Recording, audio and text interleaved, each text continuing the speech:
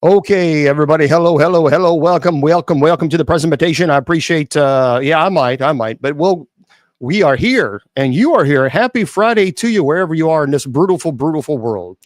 I appreciate everybody being here. So, hey, folks, I'm Bishop Long, and thank you for being here.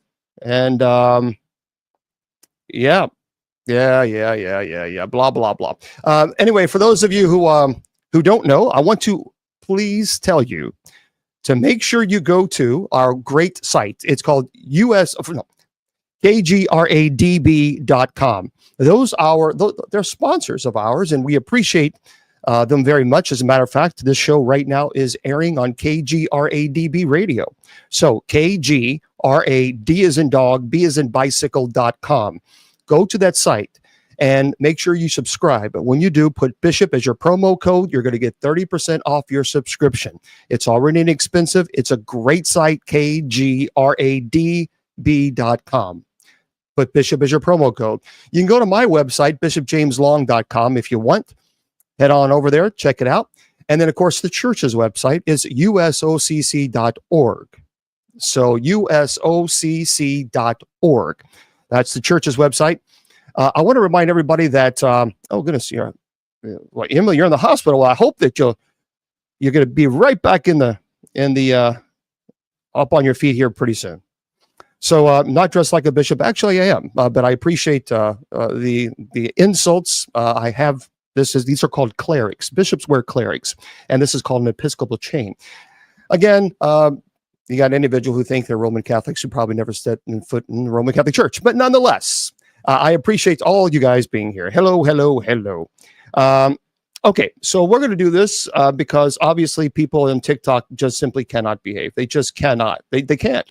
And sorry, guys, but we're not going to put up with trolls tonight. Not interested. Sub chat only on. So trolls, see you later. Okay. Already.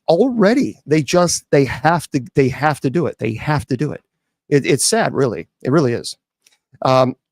But if you want to go to my website, yeah, I agree. If you want to go to my website, it's bishopjameslong.com. By the way, I have 4 classes online, and you can take them if you want. And I know. They're just going to hate. They're just going to hate because we're doing something that they can't do. See, what they'll do is they will attack people who go on screen and do presentations. They never do that. They don't have the courage to actually go on screen and do a presentation. They don't. And so what they'll do is they'll project their insecurities onto people who actually are on screen, who do social media, because we're not afraid to do it. But they don't. That's interesting, isn't it? I wonder why.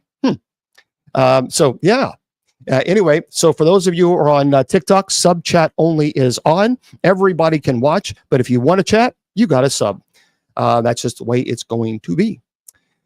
Well, happy Friday to you wherever you are in this brutal world out there. I tell you what, there's so much going on. There is so much going on. And I want to remind everybody, don't forget that later on tonight, thank you. Later on tonight, we do have a night prayer. And that's at 10 p.m. Eastern Standard Time.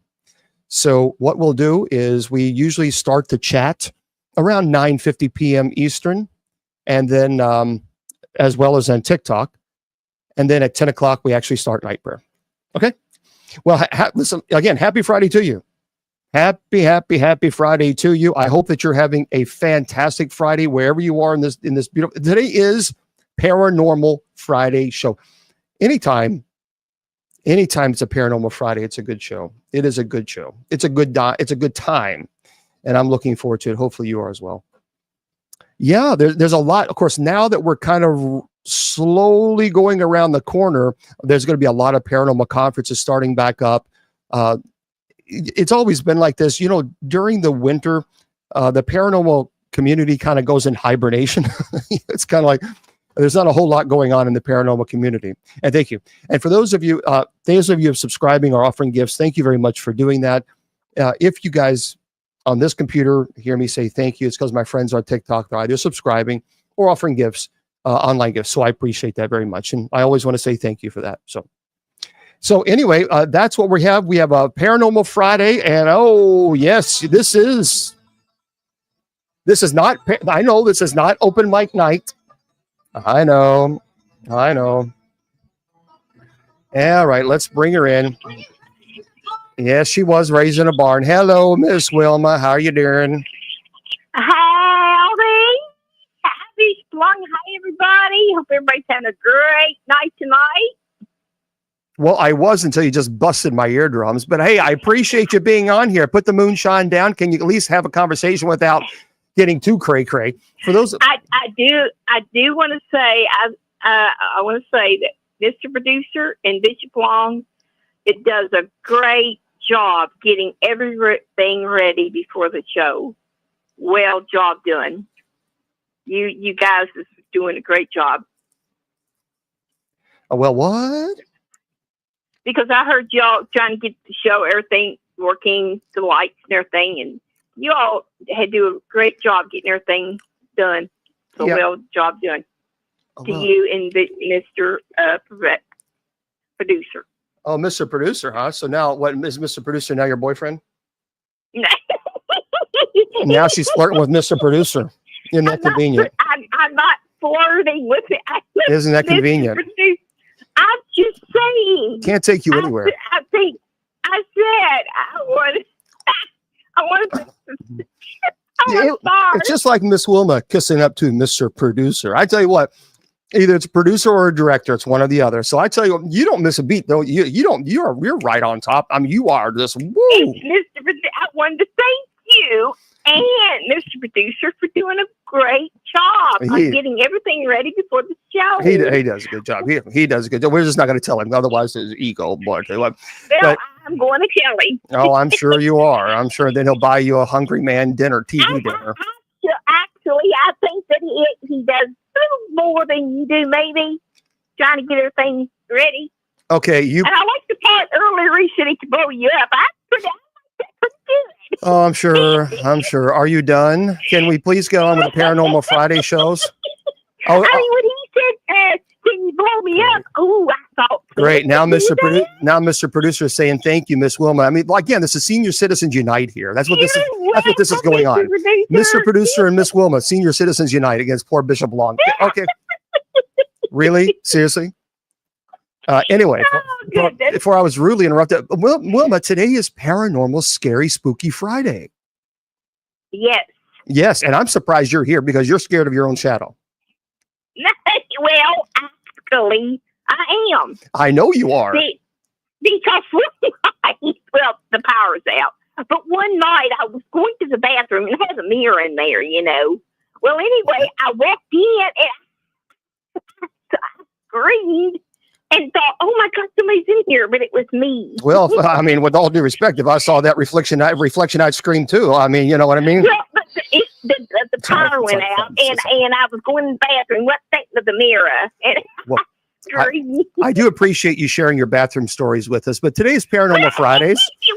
It's a clean story. Well, that's great. Well, we really don't need to hear much bathroom stories. All right, folks, for those of you, so for those of you who have no idea, so Miss Wilma, she's a 100-year-old woman, and now she's a good, I've known Wilma for about 25, 26 years, a long time, and she has multiple sclerosis, and she has pacemaker. She has a lot of health issues.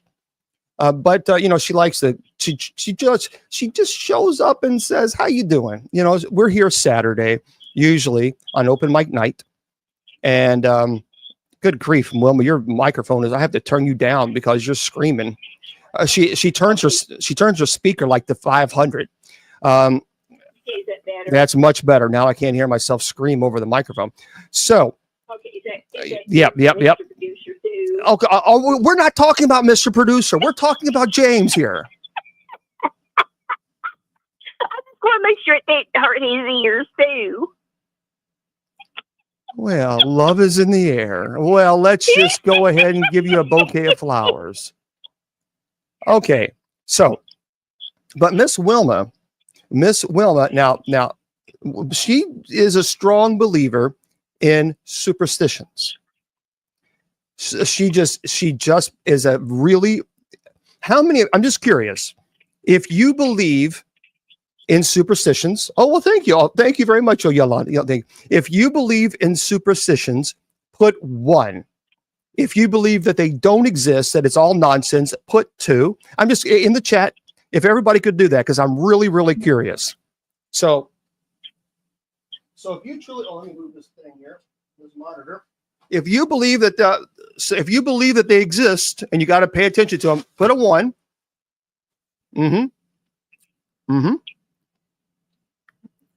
Okay, there's some 1s. There's some 1. Yes, I do have an umbrella over my head right now. Again, in the studio, in my home. That is true. I have the umbrella over my head right now. Yes, right now when I'm talking to you right now at this very moment, an umbrella is over my head in the studio in the home. That is a true story. Could you please put that away? I can't. It's over my head. Well, could you please put it away? See, if I had a mom. You're freaking me out. Okay, well, it's there. So now, all right. Obviously, folks, I don't believe in these superstitions at all. Now, Miss Wilma does. Oh, yeah. Let me do a real quick. Hold on, I got to do this white balance on the camera. There we go. Okay. Yeah, anytime you change the colors and all that, you got to do a white balance on the camera, because otherwise it looks like kooky. So putting the and no, it was not bad luck. It's just white balance. It's called white balance. Anytime you put something white or change a different color on the camera, you have to do it. It's called a white balance. Something, a little trick of the trade. You put like this, and so for those of you who don't know you have no idea what I'm talking about. But on this camera, what you do is you change it, and then eventually it will change the color. So anyway, it's just little tricks of the trade that you got to do. So why do you believe in superstitions, Miss Wilma? Well, growing up, my mom and my grandma, and my aunts, my uncle, they really was terrible. They was really bad. And of course, all my life I heard them. And now today, I'm very bad, and I believe in them. Very bad. And that's because your parents and your grandparents. I mean, they kind of. I've always heard them. Don't do this or don't do that. Bad luck or wow, good luck. Okay. And you know I'm what? Like, oh. Hold on one second. Whoever did a poll, let's do another poll because there's only 3 votes. I really want to know this, so let's do another poll on TikTok. One of the moderators, can you put a poll up there? Who believes in superstitions? So let's do a vote on this on TikTok. I would love to get an actual vote, and then people vote because I want to know No. We're going to actually get a vote. There it is right there. So it's right there. That little thingy majig. There is a vote. It's a 1-minute vote. I'm sorry you guys can't do it on Facebook, YouTube, Twitter, Twitch, Instagram, but you can put your 1 or 2s. But you guys got to vote. Make sure you vote right there because we want to see on TikTok. Make sure you vote. And I'm going to look on our chat here. Let's see, 2. So Lynn, a lion does not. Jerry does. Moonstar now no. Rosella does. Joanne does not. Crossing Guard does not. Anne Marie believe in full moons. Okay. Craig says yes. So Jeannie says yes. This is on Facebook, YouTube, Twitter, Twitch, Instagram, and KGRDB Radio. So all right. And I'm really curious to see what the poll says because we're going to actually put a poll together. And let's see what it says. It's going to pull up and that's going to be, these are all, anytime you do an interesting poll like this, it's always fascinating to find out. Okay. So we have 81 votes on TikTok. 63% says yes, they believe in superstitions. And 37 said no. Wow. Wow. I'm honestly, truthfully, I'm surprised at that. That seems awfully high that so many people actually believe that superstitions exist. And some of them comes true too. Okay, Judy Ann does not believe in. Okay, Judy Ann does not. All right. Judy Ann. Okay. Well, tonight, here's what we're going to talk about. We're going to talk a little bit about superstitions for a while until roughly about 7:45 or so. And then Miss Wilma's going to jump off because then we're going to talk about urban legends. And urban legends scare Miss Wilma. Because we don't want to scare her because remember she's scared of her own shadow in the bathroom. Okay, so let's. That's because the power went out. Oh, I'm sure. The mirror. All right, let's go into this. By the way, those of you who are thinking about getting married, let's do this first. let's jump into the weddings and engagements. Those of you, because 67% of you on TikTok believe in superstition. So this is a really cool site that I found called Shining Diamonds, and they put an article together. And Miss Wilma, let's see if you've heard any of these. Okay. The superstition, what does it mean if my wedding ring is too tight? Do you know what that superstition means? No, I haven't heard that one. One of the most common superstitions around a wedding ring is that if it's too tight, then this can spark jealousy in the marriage. A wedding ring which is too tight can be thought to symbolize that the relationship could be strangled or stifled. Interesting. Now, Wow. but have you ever heard what happens if the wedding ring is too loose? Yes. All right, what have you heard? If the wedding ring gets too loose, the marriage is going to have a lot of problems in their marriage.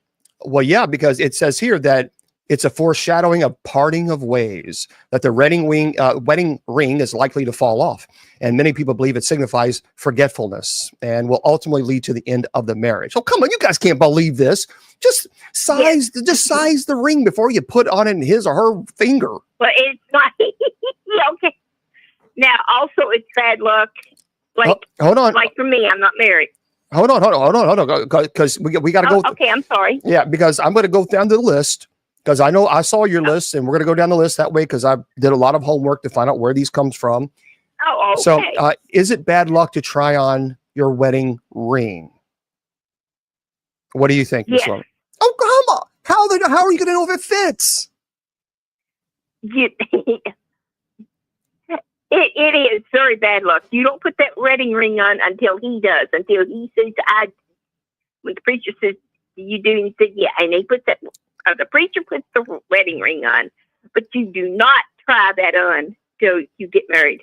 All right. Well, actually, according to a superstition, it seems completely logical to try on your wedding ring before the big day. After all, you've been wearing this piece for the rest of your life. However, it is also an old wives' tale that trying on this ring before the big day could result in poor nuptials. So if you want to avoid this, we recommend having your ringer sized before purchasing it to ensure that it will fit perfectly. I'm sorry, but no. Here's the deal. And again, I don't believe in superstitions, but I know. If you're gonna get married with somebody and you're standing up in front of a church full of people, and then perhaps maybe you didn't properly size your ring the right way, and now you're in front of everybody and you try to put that sucker on and that sucker ain't gonna fit, that would be horrible. And I've actually experienced this before as clergy. It was the funniest thing. I busted out laugh.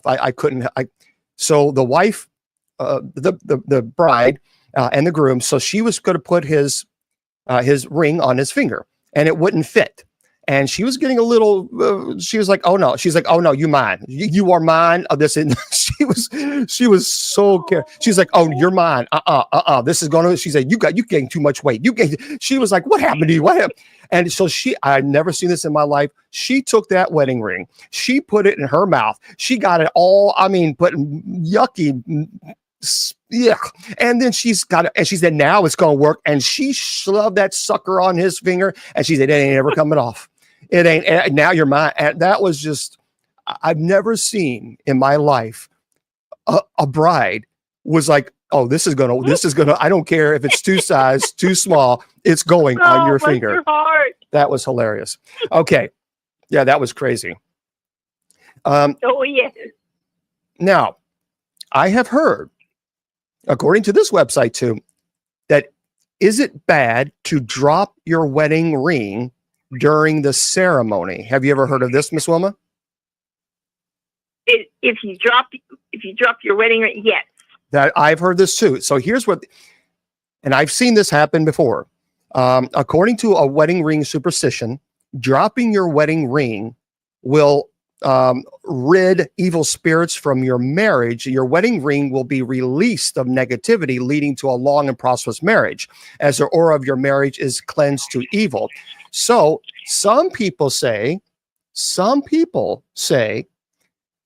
that dropping your wedding ring will get rid of evil spirits from your marriage. Some people say dropping your wedding ring will bring evil spirits to your marriage. So it's interesting how the superstitions can't get it right. It's like, well, which one is it? So I'm here to tell you what it says. Okay, let's go into the fun-filled, exciting things. So if you're going to get married, make sure you don't drop the wedding ring and make sure it fits. Okay. First. Now, did you know that if you got married on a rainy day, that you're going to have that many tears through your marriage? Actually, and so you're jumping ahead because I didn't do any type of research on that one, but I appreciate you throwing a little curveball on that.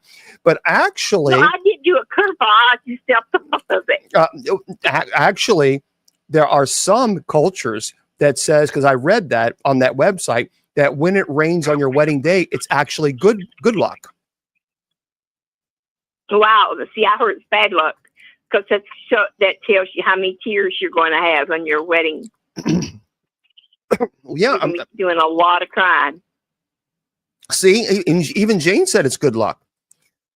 So I don't know. I don't know who's been telling you this, but somebody's been telling you you're wrong. So here it is. I'm just going for what my parents and, my aunts and uncles and grandmas. Okay. I just go with what they tell me. Rain is often seen as a symbol of cleansing and renewal in many cultures. So what I read, it can wash away the old and provide a fresh, like a start, much like the beginning of a new marriage.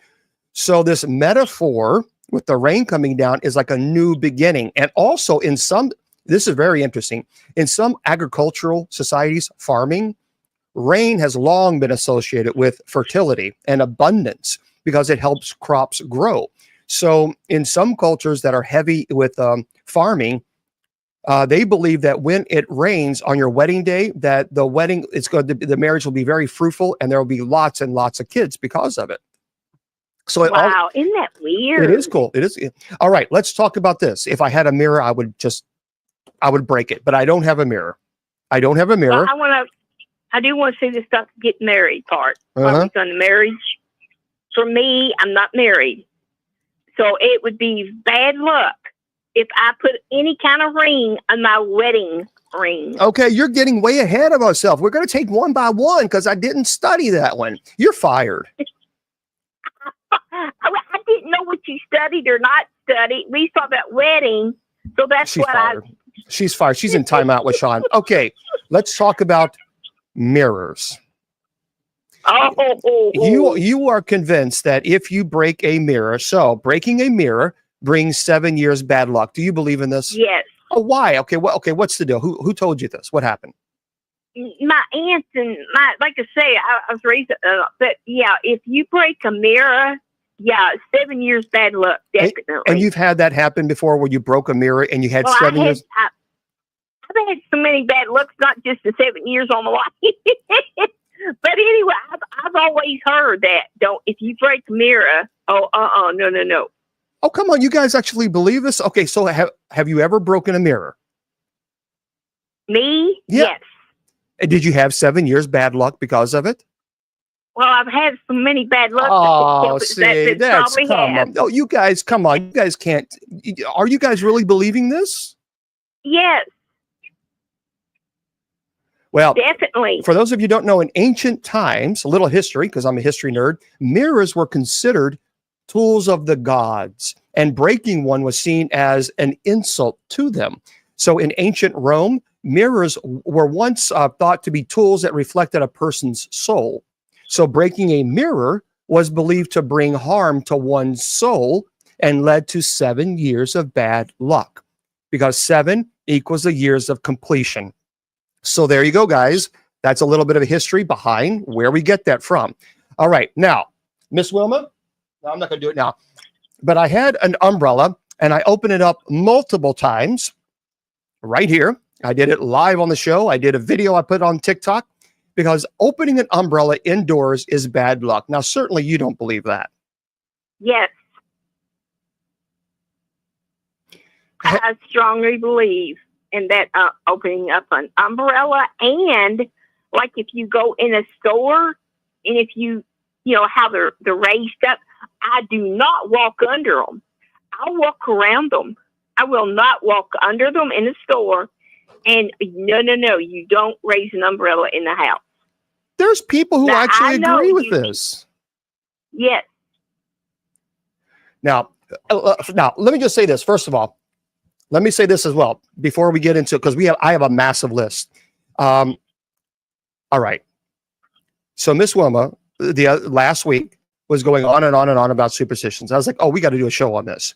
So she told me that when you go to a rocking chair and you sit and you get up, you got to make sure you stop the rocking chair from rocking. Otherwise, it's bad luck. She shouldn't have told me that. Then she told me that walking around, walking around your house with one shoe on and one shoe off is bad luck. She shouldn't have told me that either. And then she said that walking outside without any shoes when there's snow on the ground, oh, that's going to give you pneumonia. She shouldn't have told me that either. So I think there's one more.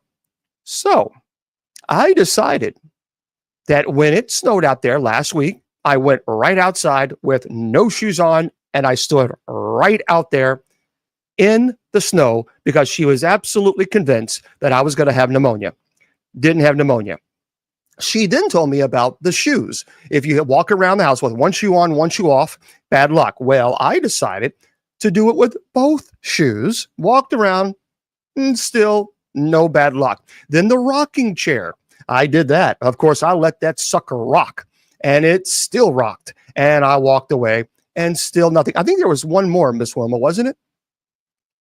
I think that was it.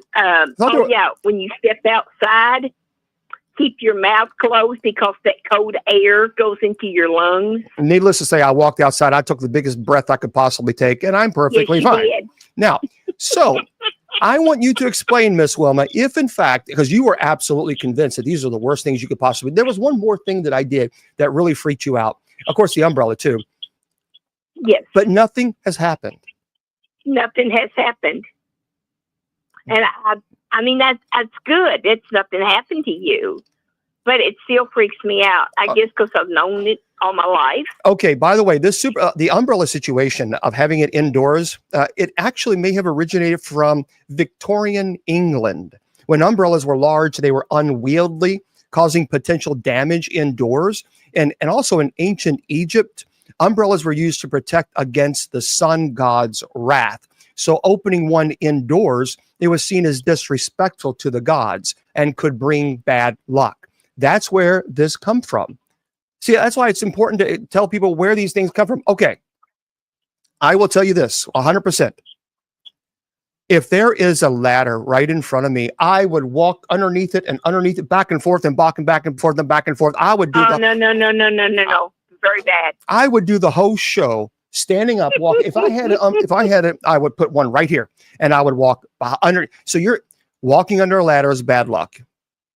Yes, definitely. And Please don't do that. And you believe this? Yes.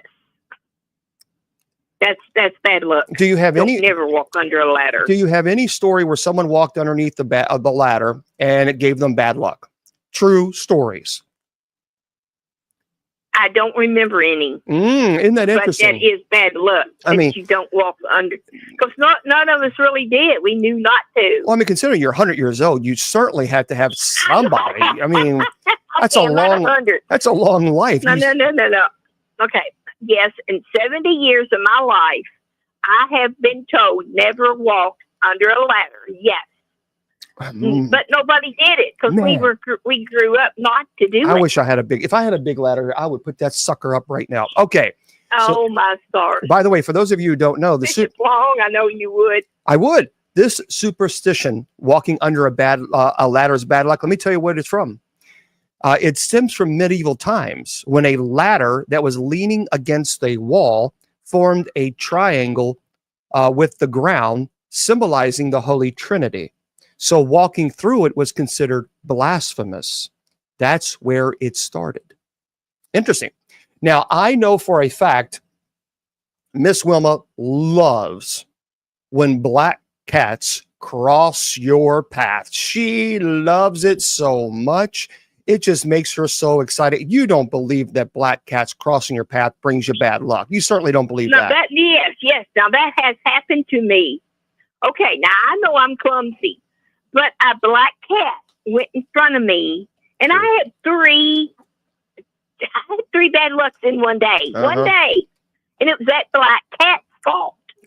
Definitely, that black cat ran in front of me. Yeah. Oh yeah, definitely. And when I was little, I never played. Sure. You're drinking. I never even played with black cats because I'm like, no.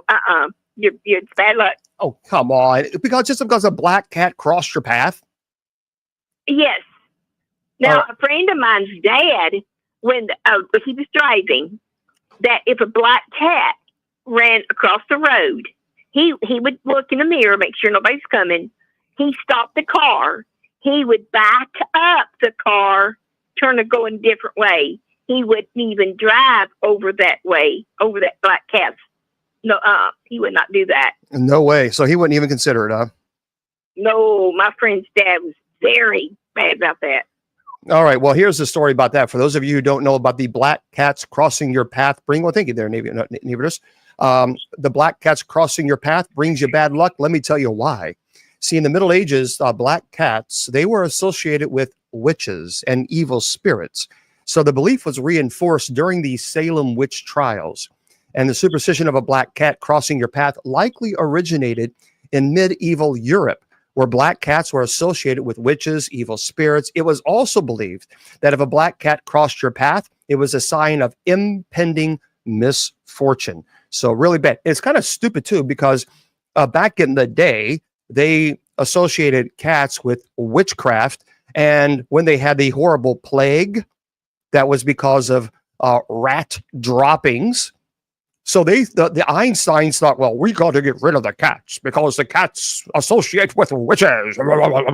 And so immediately they got rid of all the cats, and the cats were in severe, really, there was such a shortage, and the Einsteins didn't figure out, well, hey, they're great knucklehead. You just got rid of the one predator that could actually remove the mouse from droppings. But no, they didn't do that. They actually got rid of the cats because of witchcraft. See, this is what I'm talking about. It's that type of.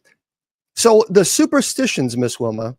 See, I want you to listen to it. The superstitions that people believed in actually caused the Black Plague to get worse because they got rid of cats.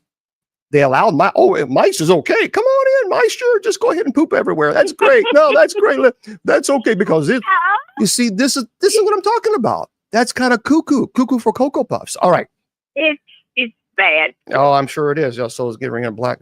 Okay. So, have you ever heard of breaking a wishbone brings good luck? Yes. You take two people, get to hold that wishbone, and whoever gets the biggest one makes a wish, and you have good luck. It's fascinating that you really believe in this kind of stuff when we did it. You did it? We're little. We always got that. We got to hold that little sucker, and we broke it. And the one's got the longest one. See, it's always a long one when you pull on a wishbone, and when you pull on it, it's a long one. And okay, let me explain this to folks. Okay, you blew me, but yeah, you're always true. Oh yeah, I'm blue. Okay, so folks, for those of you who don't know, the superstition actually dates back to the ancient Romans, who believed that breaking a wishbone could bring you good fortune. See, breaking a wishbone and making a wish, it may have originated from the ancient Etruscans who believed that chickens were oracles. See, by breaking the wishbone, one could access the chicken's prophetic powers. And two people obviously get to the end of the chicken bone. The one with the biggest bone gets the good luck, and the one with the smallest bone gets the bad luck. So it actually started with people who actually believed that chickens were powerful. We did it all the time. We broke those little bones all the time, little wishbones. That chickens had prophetic powers. Chickens. They just balk all day long. They just balk. Well, all right. Anyway, they're great on KFC. Okay. So, by the way, I don't have, this is not really wood, but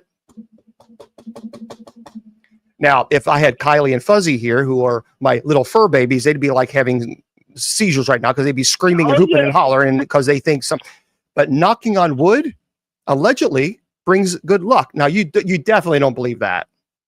Yes. You always, if you say something and you say, "Oh, knock on wood," I still do it today. I still knock on wood. If I say something, say, "Oh, knock on wood," it's very good luck. Do you know where that came from? No. Now, so if I tell I don't know where any of this comes from. if I told you where that came from, would you stop believing it? I don't know where it comes from. So this is where it came from. Okay. It originated from pagan beliefs. Pagans believe in multiple gods, more than one god. They believe in pagan beliefs that spirits lives in trees. And when you knock on wood was a way to call upon these spirits for protection. Really? Yes, really. That's where it came from. Okay. Well, you knock on wood. Knock on wood. So you're calling upon you realize you're calling upon spirits to protect you. Well, you told me that about Ouija boards too. We used to play Ouija boards all the time. Ouija boards are very bad, but that's not superstition. That's legit. You're right. But knocking on wood is to bring up spirits to help protect you. See, I always heard it's good luck. You knock on wood. It's always there's good luck. Now, today I went to the post office, and I looked at every single crack on that concrete on the pathway, and you know what I said? And I know what the saying is. It says, "Step on a crack, break your mother's back." But I purposely. Everybody probably thought I needed help, or probably was drinking Miss Wilma's moonshine. I said, "Step on a crack, break Wilma's back," and I jumped on every single crack. That's why I'm hurting. I'm my back. That's called gas. No. That's called gas. That's exactly what that is. So that comes true. When I was little, I always thought, always heard that. Step on a crack, you're going to break your mom's back. Well, when I was little, I did. Just playing, stepped on the crack. When we came home, because we used to walk downtown a lot, I came home, and Mom was actually saying her back was hurting. So I hurt my mom's back, and I believe that. You believe because you stepped on a crack. I hurt my mom's back. Yes, I did. And I never stepped on a crack after that. And isn't it interesting now you're saying your back but you weren't talking at all. I talked to you earlier right before we on air, and you were saying nothing about your back hurting. I'm telling you, it is gas. Just, you know what? It's nothing. Been hurt for too much. Oh, well, I mean, that's what happens when you try to do the Miss Wilma loves. What is that with that? That dance movie you love with what's his name that passed away? Musical? No, not that. The other one. He was him and this one woman. They were dance. I had the time of my life, or whatever it's called. I forgot what it's called. Does anybody want to? The name? No, Magic Mike. No. Patrick Swayze. He was in it. And that I had the time of my life. Dirty Dancing. So let me tell you, when Miss Wilma, and this is, guys, I'm not kidding you, when Miss Wilma goes on to Walmart, she 100%, I've seen her do it, and don't act like you don't. Excuse me? Whatever you might say, I don't do anything. She does her mating call.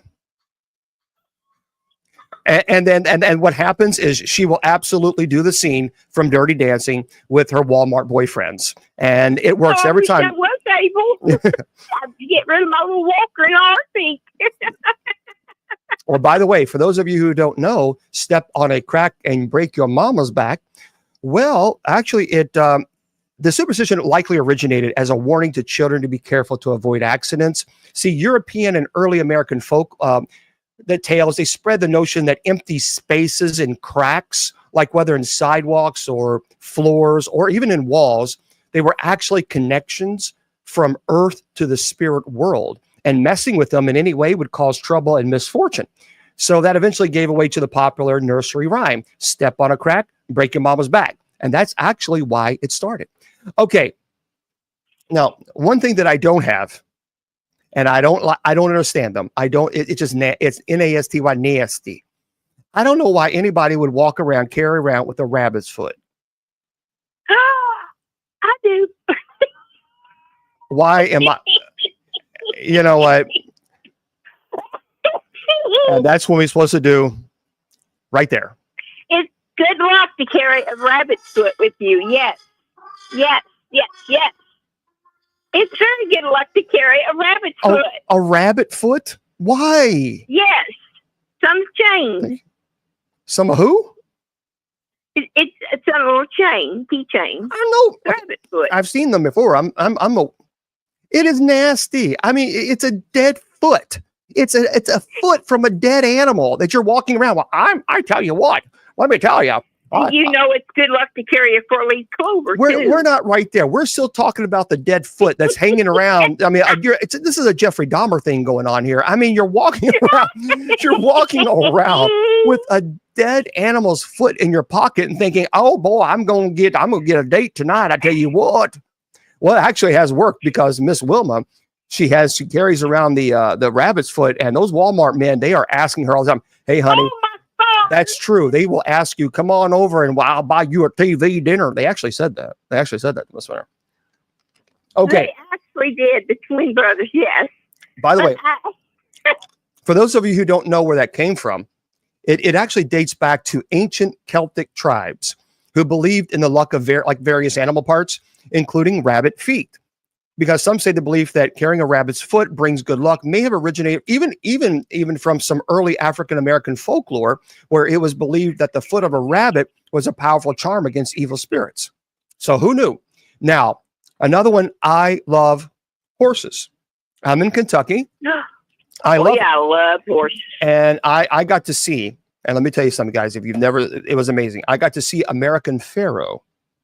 American Pharoah won the Triple Crown when we had not had a Triple Crown winner in years and years and years and years. Unbelievable, majestic horse. Now, a horseshoe allegedly brings good luck. I have one. Of course you do. I mean, of course you have a horseshoe. You really... You believe that these? Oh, come on, guys! You don't believe that? Yes, a horseshoe. Yes, I have one. It's a real horseshoe. Yes, I believe it's a real. No, I believe you. Believe me, I believe you. But honestly, but you gotta have it up. Wait, you actually have? Whoa, Bill, come on, Mom. Bill is one of the moderators, a great friend of the. You have one hanging above your door? There you go, Bill. All right, Bill. Good job. But keep it up, though. Don't have it down. It's bad luck if you keep it down, okay? But it's good luck if you make sure your horseshoe's up. Because it's bad luck if you have it down, okay? I've got a drink. I'm sorry. In order to get through this show, I'm sorry. But yeah, make sure you have that up. Well, not down. Well, let me tell you why. A little bit of history for this, because I'm a history nerd. And by the way, there are so many guys.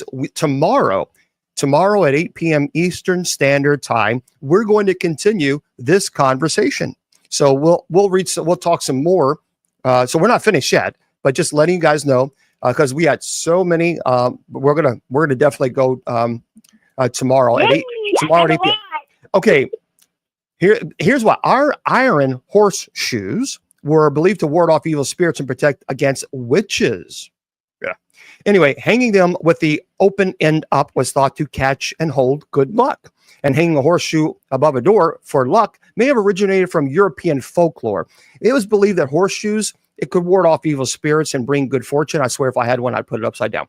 Anyway, horseshoes are considered symbols of good luck because of a Christian story about the 10th century Saint Dunstan.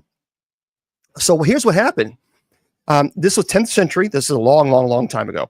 He was a blacksmith, and he was approached by the devil in disguise to put shoes on his horse. But Dunstan saw through the disguise and put the shoes on the devil's feet instead. Anyway, Dunstan agreed to remove the shoes only if the devil agreed never to try and enter a home with a horseshoe hanging on its door. So it's customary to hang your horseshoe with 7 nails, but there is some debate over whether they should be hung with the ends pointing up so that the shoe catches luck, or down so that the shoe pours luck onto everyone who passes through the doorway. See, Miss Wilma? Yeah. I'm still laughing at you because you don't believe it, Dad. Not at all. Okay, and let's talk about this. I know that one day you love is Friday the 13th. Oh, no. Friday 13th is out. No. Bad luck. I stay home. I actually canceled doctors on Friday 13th. Yeah, the studio audience didn't like that, Miss Wilma. Not at all. I heard the studio audience, but yeah, if I have a doctor's appointment, no. I will not go out on Friday 13th. Oh, come on, guys. Come on. Now, seriously, none of you can believe that. So, okay. Bad luck. No, there are several people who are saying, though, Friday the 13th is a good day for them. Oh. Well, did you know why it was bad? You know what? Well, I'm glad you asked. Actually, there are several. No. There are several reasons. Technically, the superstition has roots in Christianity, where 13 guests of the Last Supper led to the crucifixion of Christ on Friday. See, the stigma attached to Friday the 13th is widely believed to have biblical roots. The number 12 is seen in many cultures as sort of like a perfect number, and adding one more throws things off a bit. And according to scripture, Judas was the 13th guest to arrive at the Last Supper, and Friday was widely believed to be the day where Jesus was crucified. And now, similarly, in Norse mythology, Loki was the 13th guest to arrive at a dinner for the gods in Valhalla and wreaked havoc on the whole event. So the Friday superstition also has its origins in the U.S., where in the 19th century, all people who were unalive took place on Friday. And of course, also there was the huge, the Templars, but that's another day that we can talk about on the future. So there's a lot of bad things that have happened on Friday the 13th, but I'm sure there's good things that happen too. Too bad today's not the 13th. Okay. Miss Wilma, do you like spiders? No. Well, Miss Superstition Lady herself, did you know spiders in many cultures bring good luck? I never heard that one. Well, let me tell you why. On me. In many cultures, spiders are seen as omens of good fortune, and may have originated from their role in controlling insect populations. So in many cultures, spiders are seen as omens of good, especially on wedding dresses. If you have a spider in England, if you have a spider on your wedding dress, that's considered good luck. And it may have originated from the role in controlling insect populations, but that's where that comes from. So there we go. It's going to be good luck for me, because when I step on it, it'll be dead. It won't bite me. No, and then you'll have bad luck. There you go. Now, if I had a door right here, I would open it up. I'd put a bird feeder right in front of it and have the birds fly all in my house right here. No, please don't. No. No birds in the house. No, please, no birds come in the house. That's bad. Well, according to this superstition, a bird flying into your house is a bad omen. Now, you're telling me you truly believe this? Yes. Okay. My mom, when I was little, when my grandpa died, well, before he died, I'm sorry, a bird flew in the house. You know, a wild bird. It flew in the house. So you're wait. You're not talking about having, like parrots or anything like. You're talking about a wild bird just flying in your house. Yeah, a wild bird. Yeah, outside birds. Okay. A bird flew in the house. Yep. And it wasn't long after that Grandpa passed away. Mom strongly believed that's why Grandpa died. Well, how old was your grandpa? Oh, I don't remember. If he was an old man, he probably passed away of old age. Well, yeah, but she strongly. Oh, yeah, she talked about that. Yeah, post hoc ergo propter hoc, false calls, and that's what that means, my friends. False calls. So just because a bird flew in the house doesn't mean that's what caused the death of your uncle. You say? Grandpa. Oh, grandpa, your grandpa. I mean, he's probably old. All right. Well, anyway, a bird flying into your house is a bad omen, allegedly. In many cultures, birds are seen as messengers of the gods. And a bird flying into the house was thought to bring a message of death. So many cultures believe that if a bird entering a house, it's a bad omen, it's going to signify that someone is going to pass away. It may have originated from the idea that birds carry the souls of the deceased.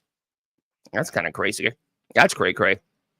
Now, do you have a 4-leaf clover? Because you had mentioned that earlier. No, they're hard to find. All right. Well, and when you do find them, they won't keep very long. Well, can they be fake? A fake 4-leaf clover? No. It has to be real. I mean, this is just so all these. Here it is. You all these rules and regulations for things that don't even exist. Rules and regulations. I mean, that's it. Really, seriously, they don't even all these. They don't exist. So why have all these rules and regulations for them? Anyway, they exist. Carrying a 4-leaf clover allegedly brings good luck. Well, you might think about the myth of the 4-leaf clover has its origins in Celtic origins, but you would be wrong. See, the hype around shamrock started with Adam and Eve, when Eve took a 4-leaf clover from the Garden of Eden as a souvenir from the beautiful paradise they were leaving behind when they were exiled, according to tradition. Other cultures, including the ancient Egyptians and, yes, the Druid priests of Ireland, who believed that clovers had healing properties, could ward off evil. It's estimated that the chances of finding a 4-leaf clover is 1 in 10,000. So, not too bad. Okay, now, Miss Wilma, for good luck, have you ever crossed your fingers? All the time. And you believe this? Yes. Yes. And are you telling me that it happened? I do that all the time. And are you telling me that it happened? Yes. Okay. That happened several times. Hold on. I got my fingers. I hope that I win the multi-million-dollar lottery within a week. I mean, millions and millions, not this $20 million. Not that would. It's not $20 million. That's pretty, but millions and millions of dollars. Now, folks, if this works, I swear I'm going to say I will now agree that superstitions work. So I hope that I win the multi-million-dollar lottery, and I'm going to play it, by the way. I'm going to play within 2 weeks. There we go. Now you watch what happens. I ain't going to win a lottery. That's exactly what's going to happen. Now you watch. Okay. Obviously, this originated from early Christianity, where two people would cross fingers to form the shape of a cross for protection, and so that's really where that came from. So there we go, guys. And believe me, if I win the multi-million-dollar lottery, I'm gonna give you y'all. We're gonna have a good time. I'm gonna pass out some gifts. Okay, Miss Wilma, I know you believe this. An itchy left. Believe in all of them. I know. An itchy left palm means what? If your left hand itches, you're going to get money. Now, no. We're not talking about the right hand. Just one hand at a hand at a time. So you're telling me left? Yes. Left hand itches, you're getting money. Now, has your hand ever itched? Yes, and I did get money. Okay. That came true. This is my left hand. Man, it's itch. Oh my gosh, this is really. No. You can't pretend now. No. You can't pretend that. Well, how do you know that my left palm is not? Boy, it's gotta really be itchy. It's itchy. I mean, it's itchy. Itchy. Man. It is really itchy. Hey, who knows? I did this and I scratched my left palm. Maybe I'll win that lottery after all, right? Right. I'm just saying. By the way, for those of you who don't know, superstition likely originate from the idea that when your left palm itches, you'll have money. It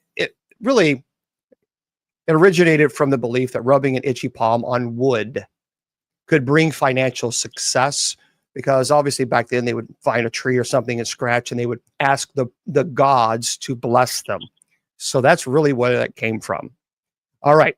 Now, I know that when you were kissy suck facing with your boyfriends at Walmart, I know Miss Wilma. Let me tell you something. She was a hottie patootie. Let me tell you, she liked the boys. when she was a kid, No. she would bat her eyes. I Oh, did not. oh, these books are so heavy. Oh, I they're did so, not. and then offered to carry them for me. and then and there was a line of yeah. Oh, look, can I carry your books? Oh, you're so here. Here you go. Just want to. Oh, let's go to my locker so I can give you some more. I'll hear some more. I'll hear some more. Oh, my son. She had it planned out. All right. Now, I know because you told me a story about this. Seeing a shooting star grants a wish. And it comes true. Yes. So tell me a time when you actually saw a shooting star and it came true. Okay. Yeah, I used to like to sit out, watch the stars. Well, it came true. Well, I wished that one of the guys that I liked, his name's Jerry. Excuse me. Wait. Let me just do something here. Hold on. You're telling me that you saw a shooting star. Yes. And okay. All right. So let me just find something here because we have to have proper sound. Oh no. What? There's nothing wrong with this. I mean, there's hold on. I'll just hold on. I can't knock it. You're lucky I can't find it. So okay. Well, we'll just okay. Go ahead and tell a story.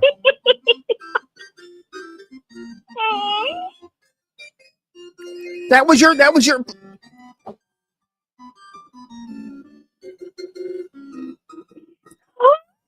that's the kind of music that I think of when Wilma's telling me that she's about to kissy suck face somebody. Okay, so all right. So tell us. Okay, when I saw it, I made a wish that Jerry would kiss me. Well, the next day at school, all them days that went to school, he never talked kiss. By the way, Jerry is the sheep. The next day I went to school, he kissed me. Jerry was the sheep of the sheep of the neighborhood. Jerry was one of the guys that I liked, yes, and I made a wish, and yes, and it came true. Yeah. And the next day he did kiss me. Yeah, he was the neighborhood sheep. Okay. I believe in this. Oh, yeah. That's exactly what it was. Happy birthday to Wilma. All right, so. Likely originated from the ancient Greek and Romans belief that shooting stars were signs from the gods and could grant wishes. There we go. Okay, have you ever broken egg with two yolks? Yes. Of course you did. Did it give you good luck? Yes. No, of course it did. Tell us a story. Actually, I forgot about that because there's so many of them.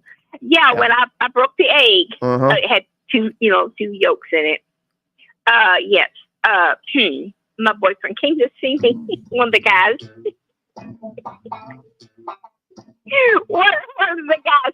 It's a family-friendly show. Later that night. This is a family-friendly show. Family-friendly show, Miss Wilma. I didn't say that we were kids. I do apologize. It's a family-friendly show. He just came to see me. We were kids. Oh, stars. I told you guys, she's a dirty bird. All right, so. I'm a dirty bird. So, all right, so in fact, I forgot all about that. Well, in many cultures, yes, double yolks were seen as a sign of fertility and good fortune. So there we go. So now you got to kiss the little sheep, and then some person came to visit you at night. Okay, so yes. Okay, now one thing that I love doing when I come in from a walk and I'm really exercising, I always like to wear a baseball cap. Well, thank you. I always like to wear a baseball cap. It just with my headset, just kind of focus. And I love putting a hat right on my bed, right there on that bed, right there by God. You didn't. Oh no, that's bad luck. No. You never put a hat on the bed. No. It's bad luck. Well, I mean, you're putting your sheep on the bed, so what difference does it? What's a hat going to do? No sheep on no bed. All right, so so wait a minute. What? This can't be real. What? You're telling me that putting a hat on a bed is bad luck? Yes. Oh, please tell me. You got to tell us a story. Yeah, tell us a story about. There's no story. It's just bad luck. Well, do you know what happened? What? Well, Miss Wilma's Jerry came over and put a hat on the bed, and he said, "I'm done. I'm leaving. Goodbye. I'm done because you got a sheep in here. I ain't gonna give you kissies." And he could put his hat and went out. Superstition dates back to ancient times when hats were believed to contain the essence of a person's soul. So placing a hat on bed was seen as inviting bad luck or even death. The superstition is believed to have originated in ancient Egypt, where a hat placed on a bed was seen as a symbol of death or bad luck. It resembled the headdresses worn by pharaohs in the tombs. So never put a hat on the bed because it could bring death. By the way, one theory is that putting a hat on your bed is too similar to the old practice of putting a dead person's hat on their coffin, and in doing so would bring death to your home. That's one theory. Another one is that people used to think that the evil spirits lived in their hair. And so therefore the hats sometimes the hairs get mingled with the hats, presumably because of the phenomena we now know as static electricity. That's why they believe that spirits existed in people's hair, because of static electricity, because they didn't know what static electricity was back then. And then those spirits would transfer to the bed if you put your hat on it. It's also possible that the whole superstition came about to prevent the spread of lice. So there we go. I do want to say one thing. That I love all of you, and if anything happens, and if I die, it's Bishop Long's fault. Wait a minute. So if anything happens, I do want to let y'all know that I do love all of you, and it's Bishop Long's fault if something happens to me. If you pass away, it's because you're 100 years old. I mean, well, don't blame that on me, man. Giving everybody heads up. In that case, I'm gonna come over and put 15 hats on your bed. That's what I'm gonna. Wow. Absolutely. I'm gonna put the whole entire. I'm gonna send me all your hats. We'll put them all on the bed right there. Right there. Well, thank you. I'm gonna get another drink. Appreciate that. That's a good idea. No. All right, and we're gonna close it out. This, and guess what? Do what? When I walked today to the post office, you know what I did? After, of course, one shoe on, one shoe off. No. After I jumped on every crack to break Wilma's back. After I did that, and people looked at me like I was special, I decided I found a penny, and you know what? It was tails up, and I thought, well, I'm going to pick that sucker up, and I picked that up, and I put it right in my pocket, and I have all good luck. Oh, Bishop Long, you got to throw that penny away. Take it back out of your pocket. I will not, rude. If you see a penny on the tail, that's bad luck. You just want my penny. That's all that is. You just want my penny. Leah, what's wrong with the hell? Bishop Long, listen to me very carefully. Okay, if you have that penny in your pocket, please take it out. Yeah. And do something with it. But no, don't carry that around. You picked it up by the tail. But if you picked it up by the head, it's good luck. So here's what I'm going to do then. So I'm going to come over to your house with my hat, put my hat on your bed, and put the penny with the tails up on your bed. The same penny. I'll be somewhere that day. So really? So you believe, okay, so you truly, honestly, you believe this. But see, yes. But you believe it, but nothing ever happened to where you picked up a penny with its tails up and you put it in your pocket and nothing bad happened. I never did pick them up. I left it lay. Okay, I've got to ask you guys. So I have to ask you in the chat, have you ever picked up a penny?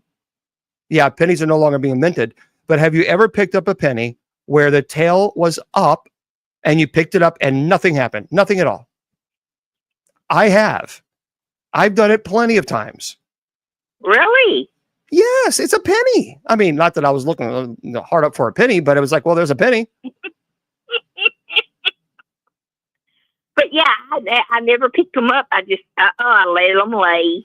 Well, for those of you who don't, you know what I did? Uh-huh.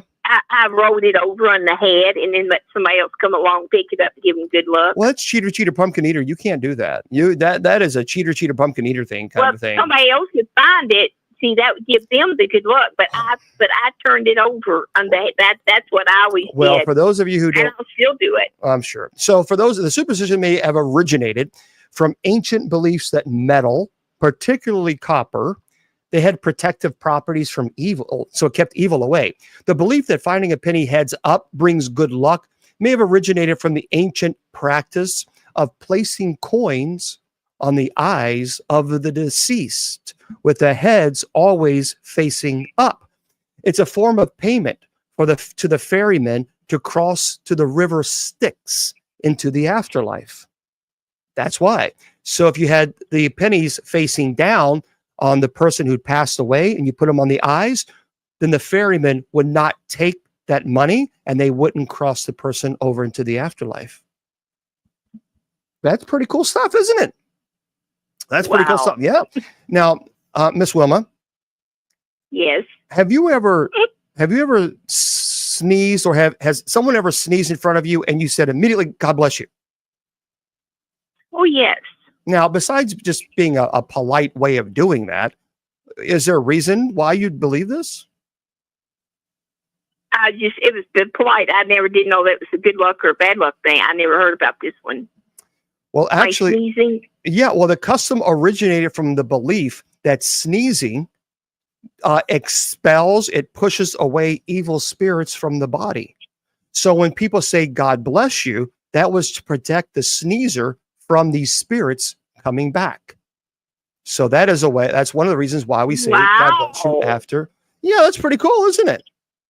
Yes, that is. And we'll do one more. Groundhog Day. Now you don't believe in that superstition that some stupid rat comes out of its hole and says, "No, now that I don't believe in. Now that I don't." Now there are some people that are really. Matter of fact, that little rat rodent, he did come out of its hole, and he did say 6 more weeks of winter, and we're having 6 more weeks of winter. That's pretty interesting, but. I don't know why all these superstitions I believe in, but I don't know why, but I never believed in the groundhog.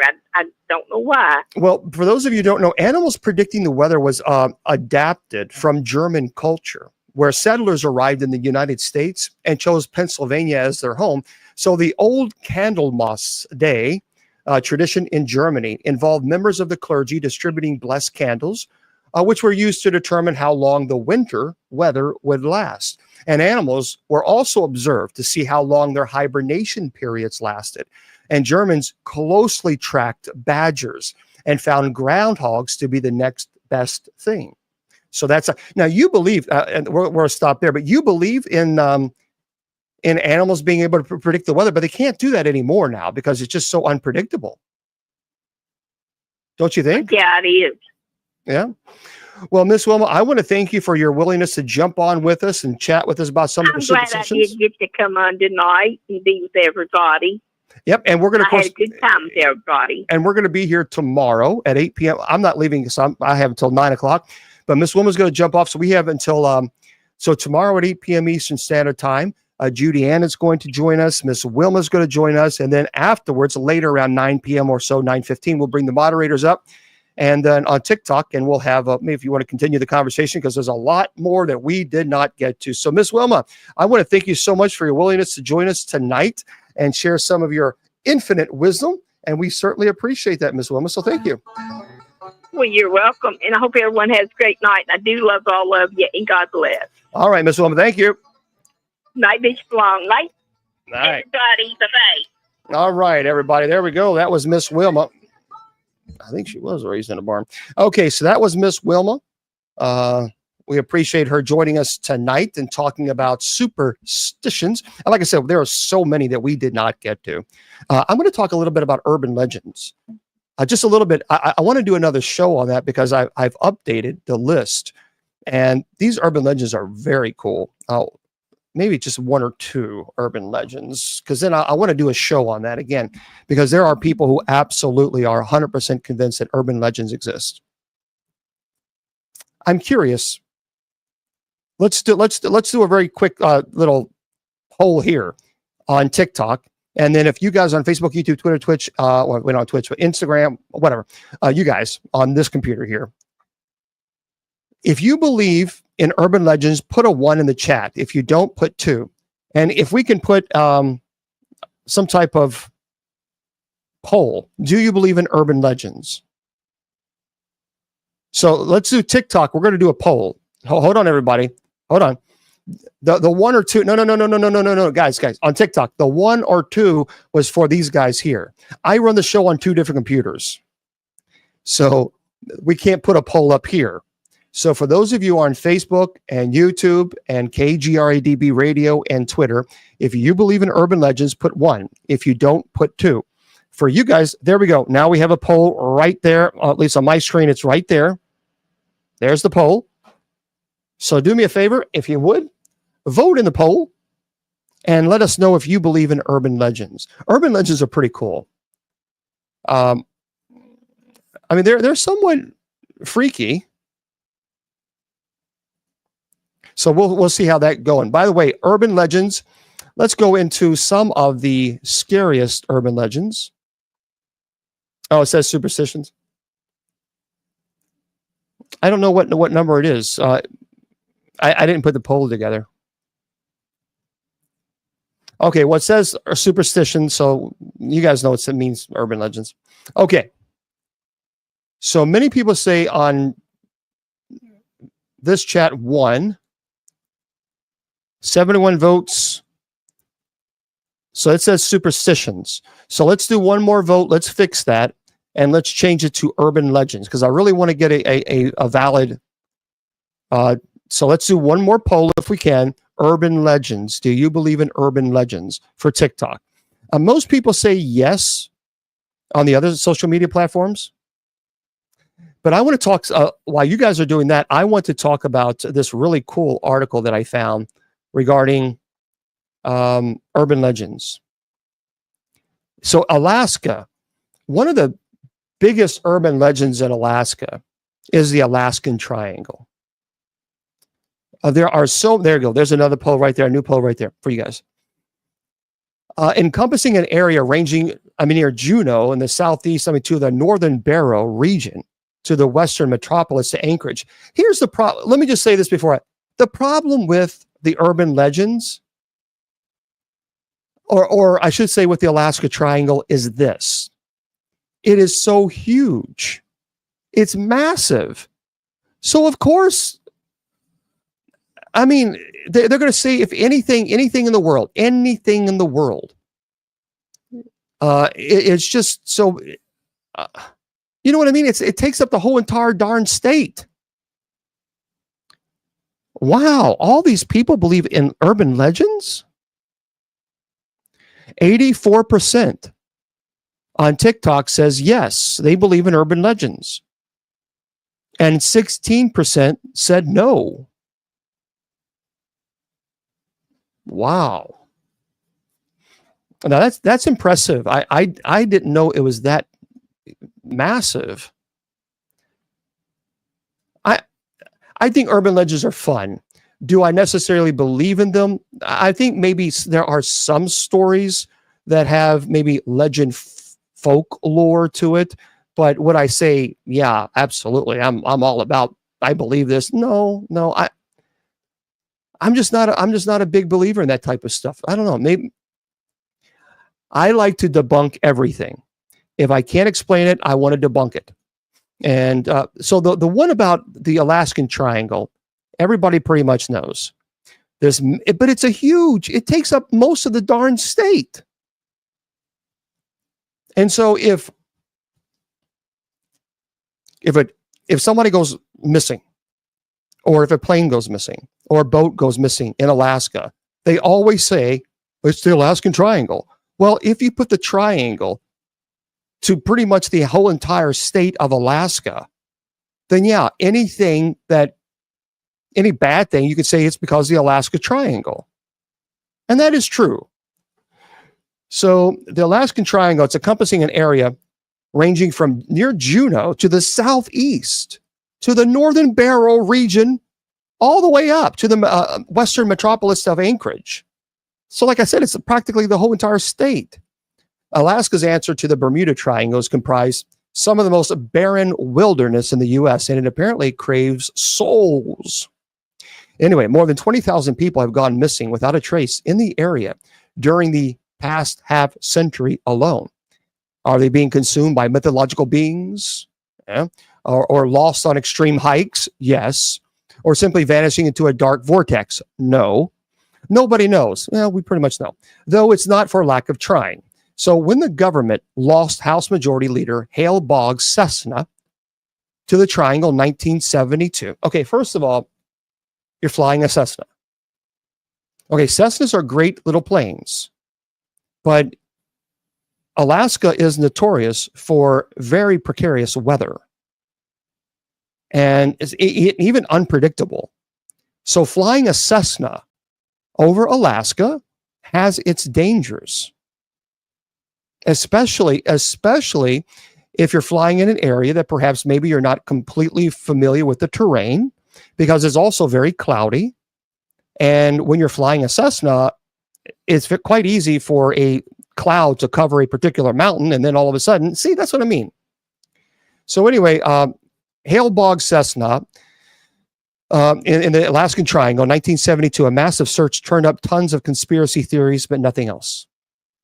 The area has been associated with evil spirits, Bigfoots, not the Loch Ness Monster, other little, even demons, trickster demons, for luring people to an icy death. And others believe that area exists amid electromagnetically influenced vile vortex.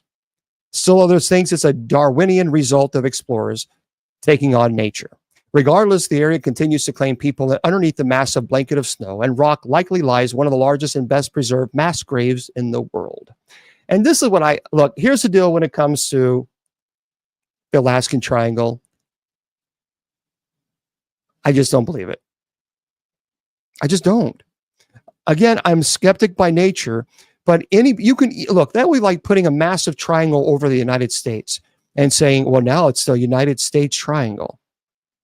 I mean, when you have a state that is heavily wooded, I mean, really heavily wooded, and it's populated by some pretty dangerous, scary, I mean, some wild animals. And the terrain is not the greatest. So if you're out hiking, number one, it's wet. And if you don't know the terrain very well, you could easily fall. And if you don't know the animal and the world and that kingdom over there, and you have nothing but a little mace, well, come on. So I don't know. I'm just, we'll have that conversation when I do a presentation on urban legends. I might do that next week because I absolutely love urban legends. And let's do that show next week.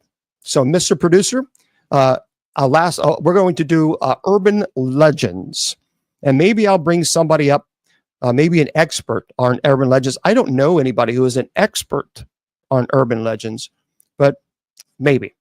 TK Randall writes this: I saw this video. This was unnerving. Okay, let me tell you this story. A creepy, synthetic human protocol, or prototype should be, is another step toward the T-800. Guys, if you have not seen this, you need to look. This honestly, this was creepy. This was truly creepy.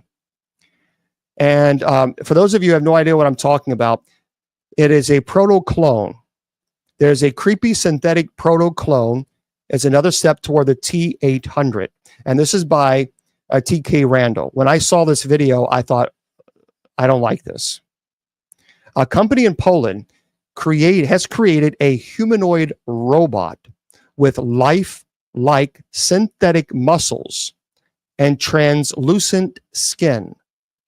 In Terminator movies, Arnold Schwarzenegger T-800 is comprised of a solid metal endoskeleton surrounded by living tissue, giving him the appearance of a normal human. Well, now a Polish startup, Clone Robotics, has come up with a prototype for a new type of robot that could easily be imagined as a stepping stone towards something very similar to the T-800. Known as proto-clone, the robot has been seen described as synthetic human that has a body that looks a lot like an actual human flesh with synthetic skin and muscles that are eerily lifelike. Thank you. In recently released footage, the prototype can be seen suspended from an apparatus while its limbs flail and move around in just an uncomfortable, realistic manner. The fact that its head is just as black a visor and little else doesn't exactly help. So described by the firm as the world's first bipedal musculoskeletal android, proto-clone takes a different approach to most modern robots by trying to emulate the muscles, joints, and ligaments of an actual human body. The proto-clone is a faceless, anatomically accurate, synthetic human with over 200 degrees of freedom, over 1,000 myofibers, and over 200 sensors, the firm wrote. The current version is powered by pneumatics, but there are plans to switch this to hydraulics. If you haven't seen this, yeah, this is just really creepy because when I watch this, as a matter of fact, I'm watching it now. It says it's coming to life, basically, and it starts twitching. The leg starts twitching as if it's trying to get its feet on the ground. There's just something. Something not. You know what this reminds me of? Honest to God. It reminds me of Frankenstein. It truly does. If you have not checked this out, you need to. I wonder if, hold on, let me see. I won't be able to do this on, I might be able to download it and then upload it maybe and show you guys, but I won't be able to show, unfortunately, I won't be able to show you guys. But it's uncomfortable to watch. Let me see if I can do this real quick. And maybe I'll be able to show you on my iPhone. Maybe. Hold on. I'm going to see if I can download it for everybody because I wasn't going to because it's just like, ugh. All right. Convert and we'll see what happens. Yeah, there was a television show. I can't, my brain is not, what was it? It was Anthony Hopkins was in it. And they did some like it was like a Western. Does anybody know what I'm talking about? It's a Western where you could go to and do terrible things, whatever you wanted to, act out your whatever craziness that you wanted to do. What was it called? Westworld. There you go. This reminds me of Westworld. If you've not seen Westworld, it was uncomfortable to watch. Let me see if I can do this, guys. Let me see if I can upload this on for those of you on Facebook and YouTube and KGRDB Radio. I'm not going to promise that I can, but I might be able to. Let's see if I can. So bear with me for a moment while and then I'm going to upload this and show you guys so that you guys can see it too on TikTok. But I don't know. There was just something eerie about it. Here it is. Yeah. So I'm going to show this in just a second. And then when I'm showing them, I'll show them. There we go. Here, guys, on those of you on KGRDB Radio, Facebook, YouTube, and Twitch. Okay.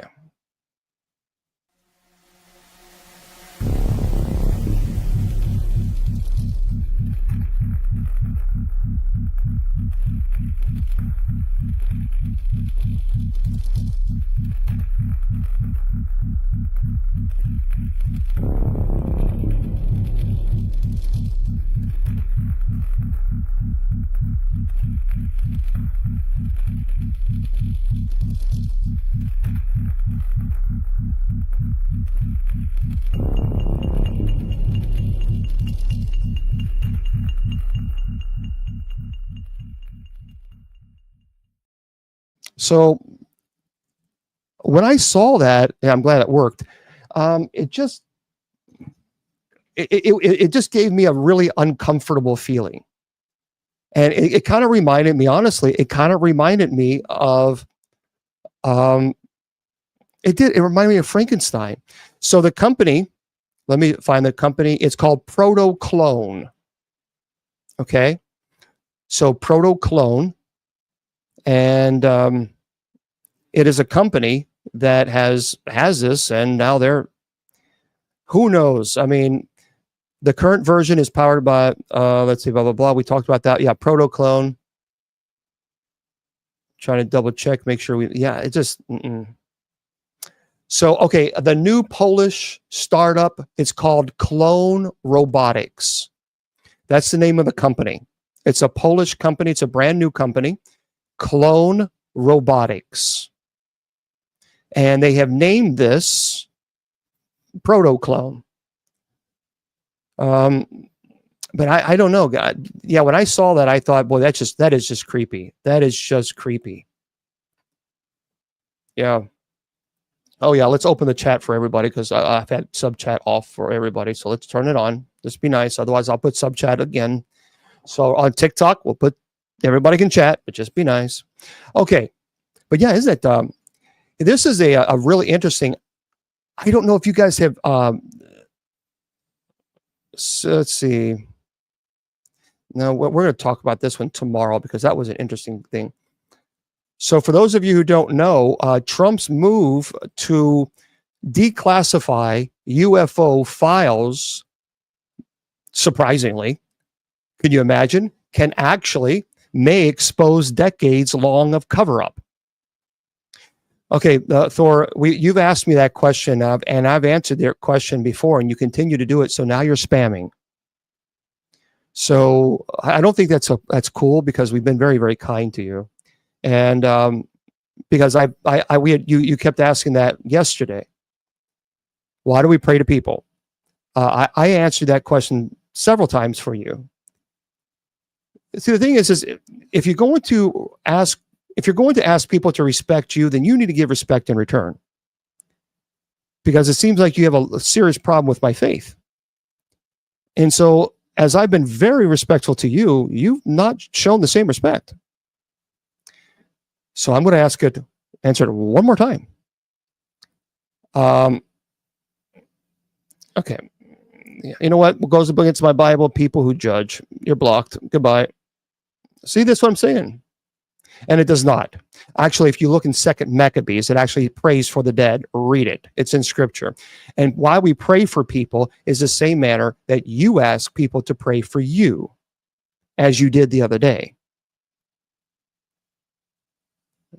See, this is what I'm talking about. That's why I always have sub chat only on TikTok, because TikTok is so full of trolls. I mean, it's an epidemic. It is an epidemic on TikTok. The trolling is just out of control on TikTok. So anyway, yeah, just knock it off. I mean, he asked that question so many times yesterday. I answered it. Then he started attacking Mary. It's like, you know what, dude, go away. Anyway, if I was rudely interrupted again by a troll, TK Randall writes this: Trump's move to declassify UFO files could expose decades of long cover-up. Yep. So former MOD, UFO investigator Nick Pope has commented on what might come to light in the near future. So with Trump's administration moving to declassify secretive files pertaining to a number of topics, including the UFO phenomenon, the question has been raised as to what exactly we are likely to discover with the coming months as long-held secrets are disclosed to the public. So according to Nick Pope, who once investigated UFOs for the UK's Ministry of Defense. Okay, so one thing we could see he says one thing we could see is the exposing of an extensive cover-up spanning several decades. He said the government for decades has investigated UFOs.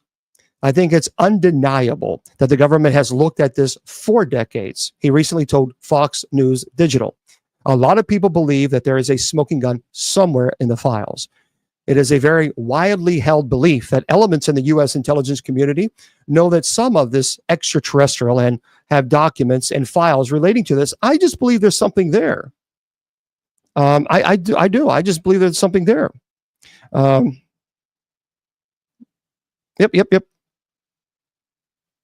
I, I think there are too many people who are seeing these things. And I've talked about this before. There are pilots. There have been captains of 747s. There have been pilots, airline pilots, many airline pilots who have reported to the FAA that there are objects, metal objects flying around their plane and moving in very peculiar ways in which our aircraft can't do. There are military pilots who are reporting these as well.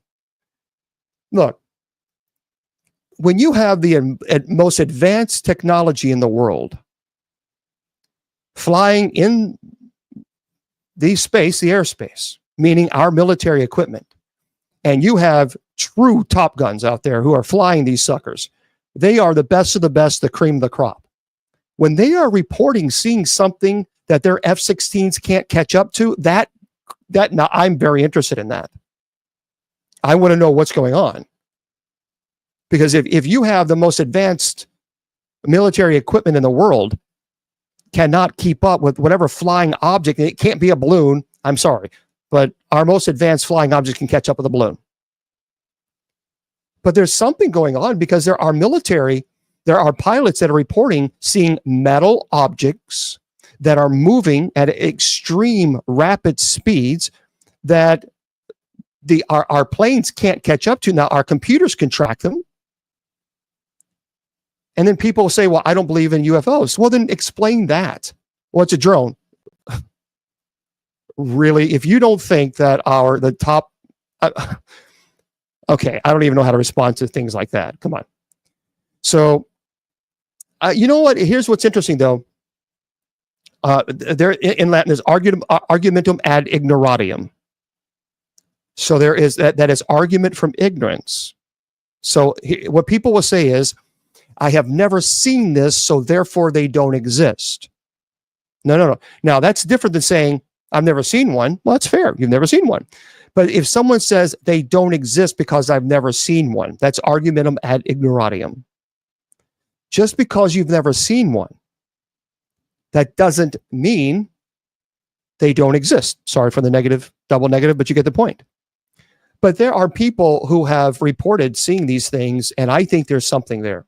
I really do. What that is, I don't know. But if our F-16 fighters, if the jets can't keep up, they can keep up with drones. But if they're not being able to keep up, and not only this, but these submersibles. Remember, we had the individual on, I forgot his name.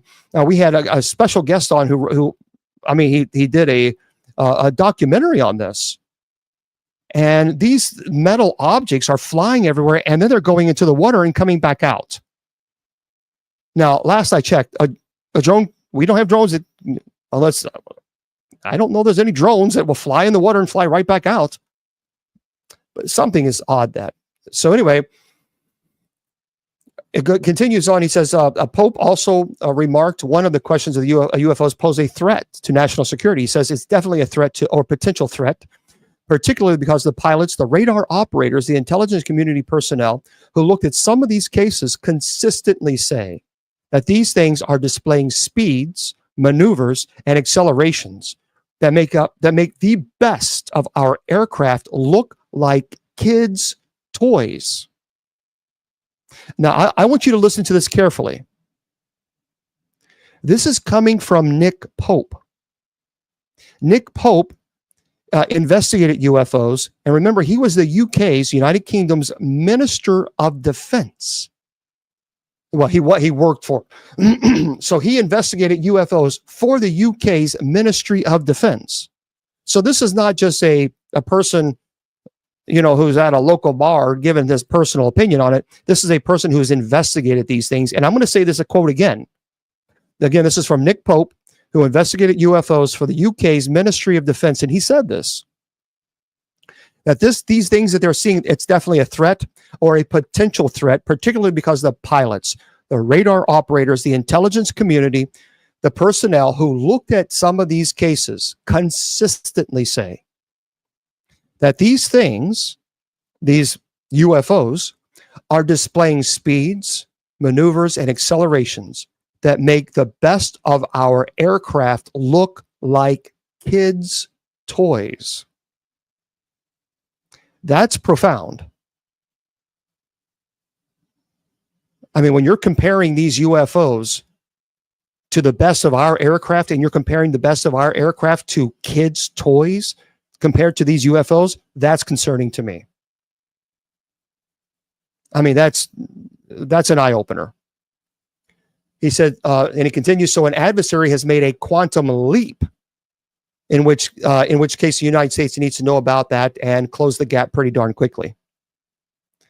Or he says, or there is something else in our skies. And I believe there's something else in our skies. So when you have, like I said, when you have someone who worked for the UK Ministry of Defense, and he investigated UFOs, and he compares our military equipment to kids' toys compared to these UFOs, that's a problem. That is a problem.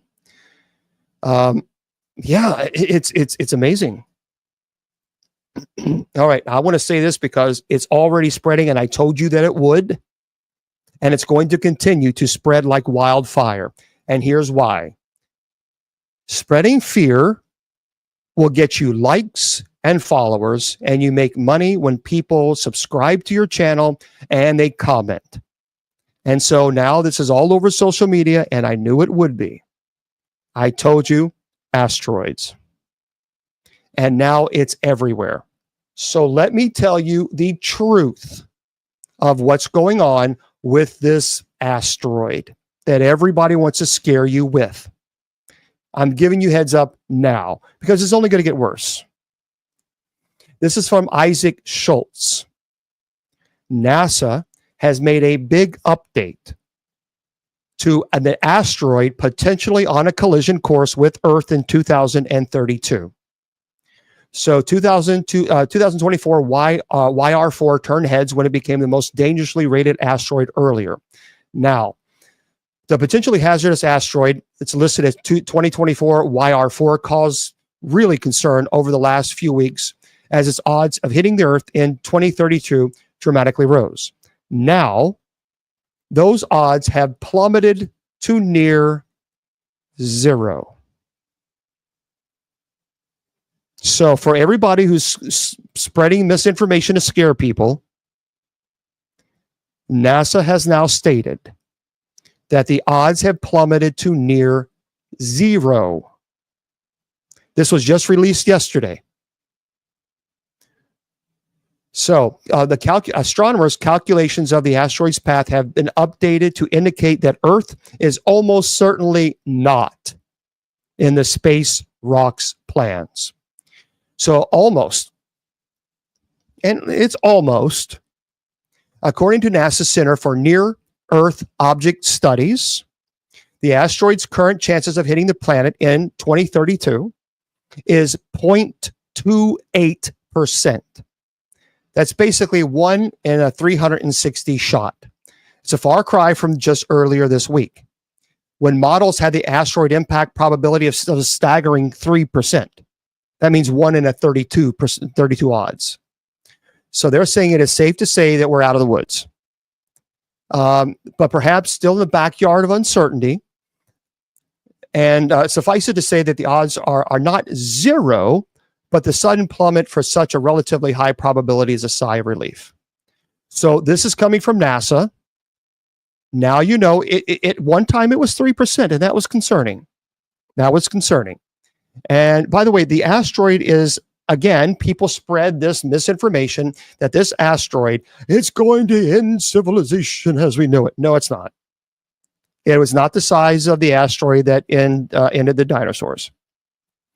It is not a gigantic asteroid, regardless of what the space nerds think. I'm a space nerd. I went to space camp when I was a kid. I proudly placed the space nerd lapel pen on my lapel.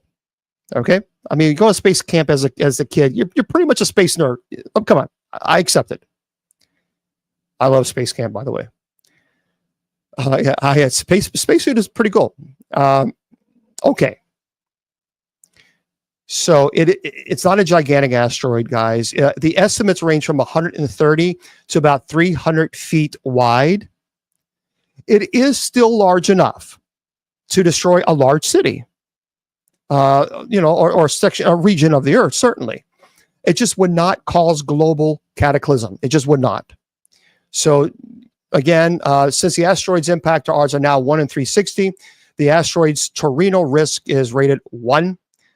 So basically, it's a routine discovery in which a pass near the Earth is predicted that poses no unusual level of danger. So that's what they have now rated this as a rated 1, because they rate the asteroids. And there we go. By the way, for those of you who are really nerds like me, just after Christmas, the rock was 515,000 miles away from Earth. And so it's pretty far, still pretty far away. And no, I don't believe it's a risk, and I certainly don't think it's going to hit us. I just simply don't. And so and again, we're talking 130 to 300 feet wide. And because of that, certainly could it, if it hit California, yeah, it could do some damage. New York, certainly. Texas, certainly. But it is not global cataclysmic event. No matter what anyone says, they're telling you incorrectly to scare you. There you go. Okay. So, all right. Yeah, it's kind of sad that people are really, truly, really terrible. Oh, yeah, trolls. Yeah, trolls think they're going to actually get under my skin. I ignore them because obviously they're pestilent adults who act like pestilent children, and they're mental midgets. Okay. All right. So, yeah. Listen to this. For those of you who do not like psychics and think psychics are all doing the work of the devil, well, I'll thank you. There's an asteroid. I appreciate that. That's very nice of you. Thank you for that. A friend offered an asteroid gift on TikTok.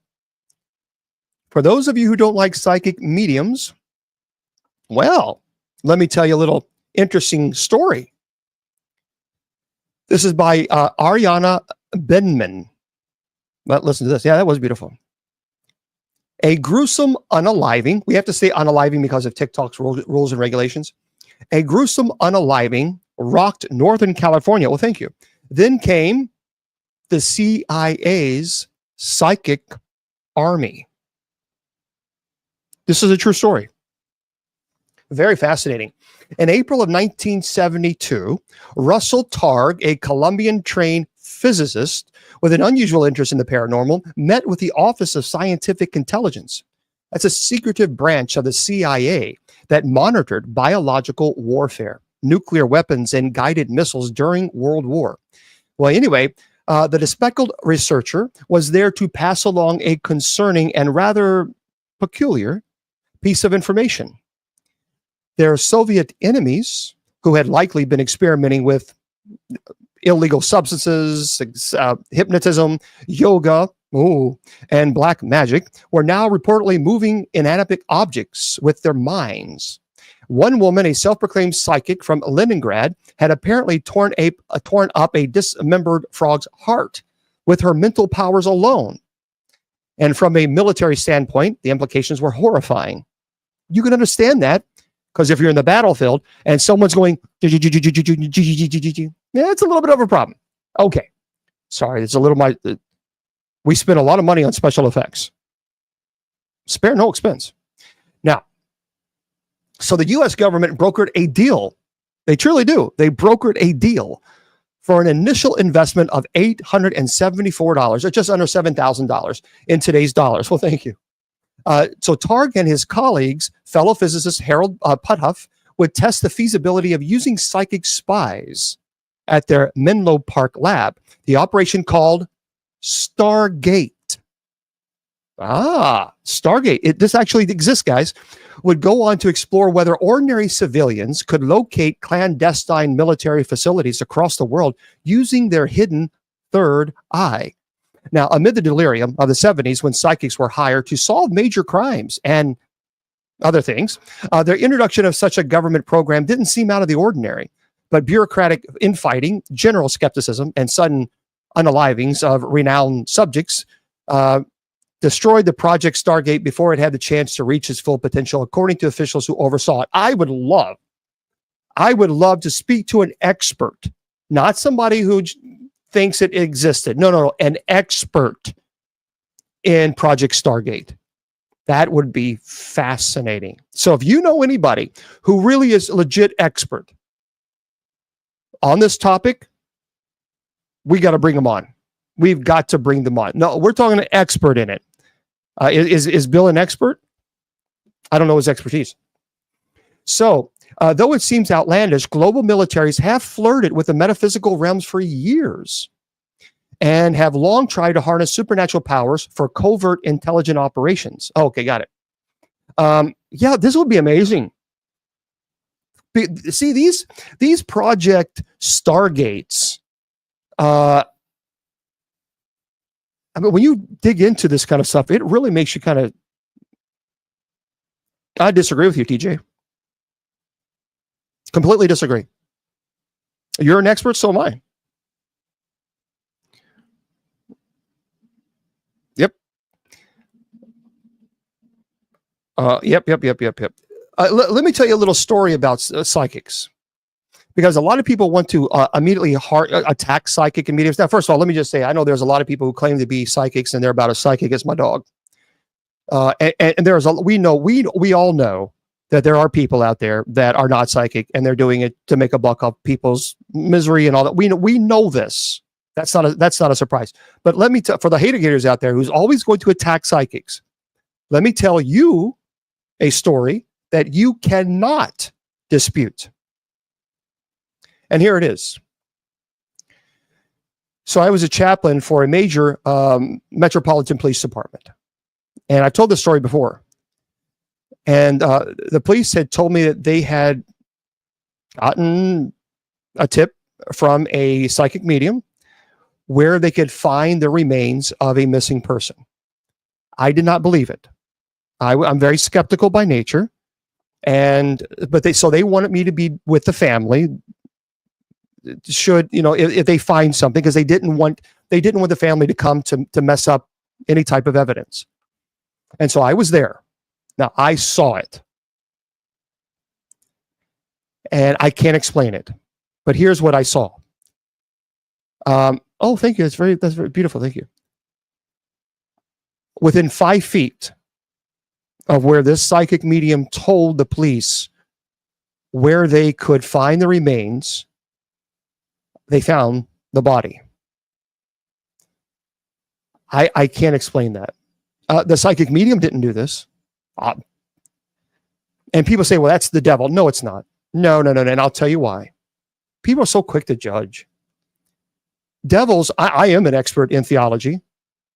I am an expert in biblical studies.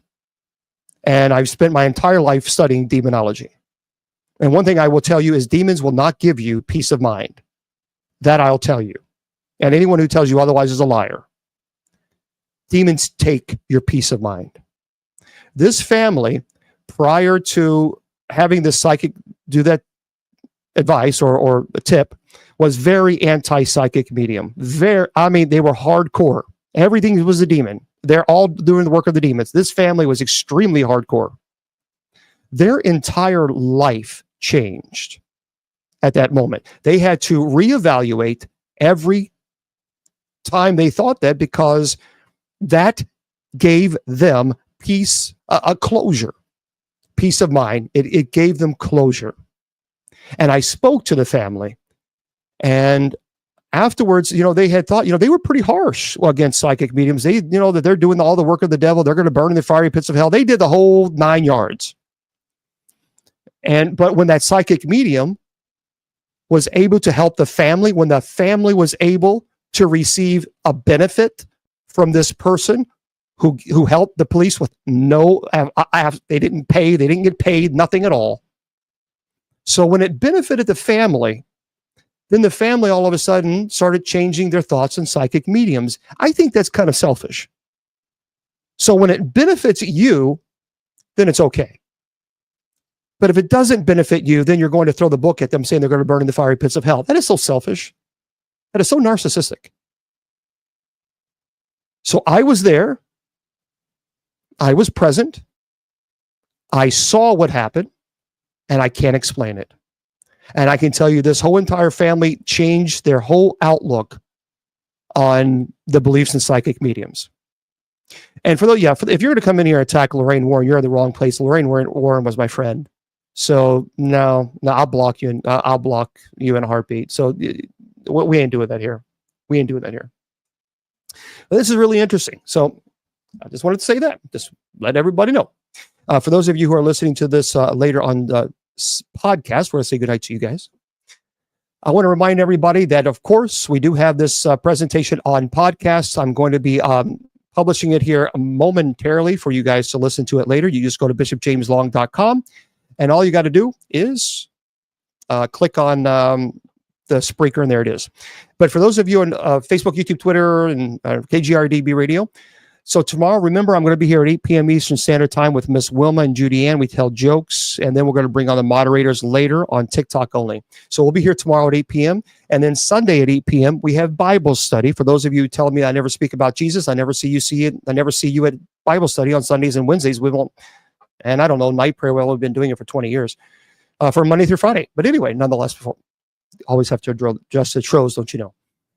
My friends, remember, your value does not decrease based on a tro's inability or refusal to see your worth. You're priceless. And don't let any tro tell you or convince you otherwise. It's Facebook, YouTube, and Twitter, and KGRDB Radio. Good night.